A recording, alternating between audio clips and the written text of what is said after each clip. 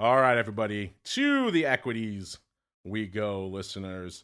And we were talking on the show last week. It does seem like there is a pronounced rotation out of large caps, and particular tech large caps, and into some of these smaller, more bite-sized names out there, aka the small caps out there, listeners. So we talked about last week on the show with Rich Excel, and that is something that merits some further attention. When we talked, obviously, about small caps last week, and it's been a banger year for all things small caps, listeners, up over 7% so far year to date, about 7.3%.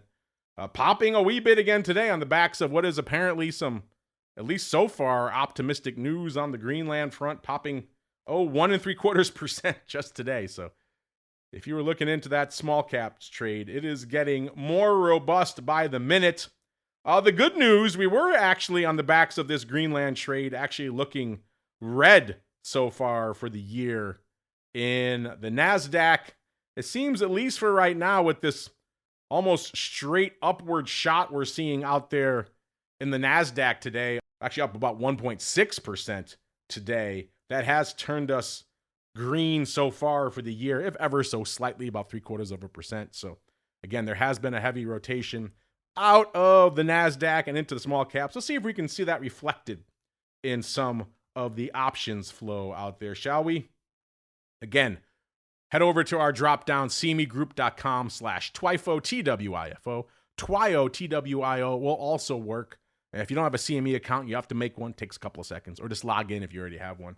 And then once you're there, you're going to go in that asset class drop-down, listeners, and you go down a few slots to the equity indexes. Product category, you're going to go to a U.S. index, E-mini. And then from there, we talked small caps last week. Let's talk the other side of that coin. Let's go to the big tech out there this week, shall we? Let's go to the NASDAQ in particular, because it is so tech-heavy out there. Have we been seeing a lot of action out there in the NASDAQ this week? The answer was yes.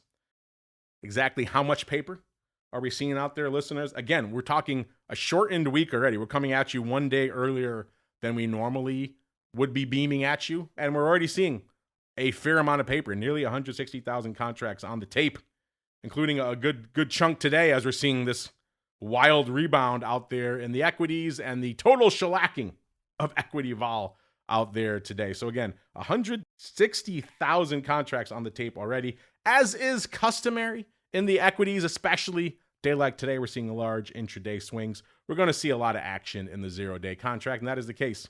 The contract going out in a few minutes has 43% of the flow so far this week. If you're wondering, we're hanging out a little bit shy of 25,600 in that future coming into the start of the show here. It was the 25,300s that were lighting up the tape out there on the 0-day front, trading over 3,000 times today, 3,100 times. So hopefully you were buying those today, listeners, on the back of this news, because if you did, what's a few hundred handles in your back pocket amongst friends out there? It's a good day for you if you're out there loading up on these 0 DTE contracts. If you were selling those, maybe feeling a little bit of that Greenland fade out there, might look a little bit rough out there for you today. But again, that is the hot 0-day contract in the NASDAQ. You know, it's not all upside, though. Looks like the 25,100 puts also changing hands quite a few times this week. About 23, almost 2,400 times this week, including 1,600 of those today. So again, if you were feeling a little bit of that downside earlier in the session, you thought maybe this Greenland thing was going to really exacerbate tensions, are going to hit the equities, increase vol. Maybe you were scooping those, in which case, not the best of dues, as the kids say out there. But then again, if you sold those, might have had to sweat a little bit earlier this week, but you're looking pretty good right now. But the interesting thing, one of the things I wanted to note out here in the NASDAQ this week, again, not a product we have a chance to sink our teeth into that often. There's always that 0-day flow that you're going to see day in, day out. But if you roll on down the term structure a little bit, which you can do in our TWIFO reports, listeners, you'll see there's also some activity going out to March right now. In fact, about 60 days to go, 58 to be precise. What is the vol in the March NASDAQ, you might be asking? It's about a 19, almost exactly, up about half a point today. So again, getting some of that vol back this week. Again, if you just look at the last few minutes, a lot of that vol coming back to earth a little bit out there as we're seeing wild moves in the equities right now. If you're wondering how is the skew shaping up going out about 2 months in the NASDAQ right now, you know the puts are going to be bid and the calls are going to be offered. That is how equities tend to trade at the end of the day. The question is how much? And the answer is quite a bit. Those puts were pretty juicy coming into the start of the show. In fact, they were pretty juicy last week on the show as well. They were almost 20% bid last week, 19.7% bid. This week, even juicier, 20.2% bid. So clearly, folks paying up for a little bit of downside in the NASDAQ for obvious reasons. We just talked about the rotation out of big tech. We're also seeing a lot of drama to kick off the year in the equity markets. So not surprising that folks would be bidding up the put skew out there. What's going on the call skew? Folks have been crushing the heck out of the upside in NASDAQ options. Again, going back to that rotation trade we were seeing earlier, that is certainly being reflected in this skew. The calls were 13.8% discounted, so a hefty discount to the calls, which again is welcome news if you think there's more upside to come in the NASDAQ, because they're giving them to you not just for a low absolute vol level, but also the skew is quite cheap as well.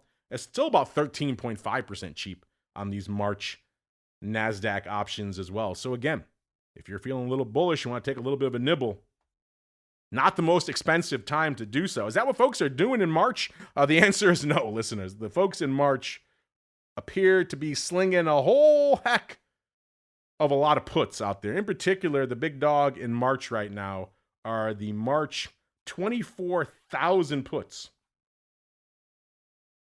These have changed hands quite a bit so far this week. Total of about almost 2,000 hitting the tape. Right? Again, it's a shortened holiday week, so we're going to see more probably piling in later on in the week. We have a total of nearly 1,000 going up just today. So again, 24,000 puts. That's an interesting level.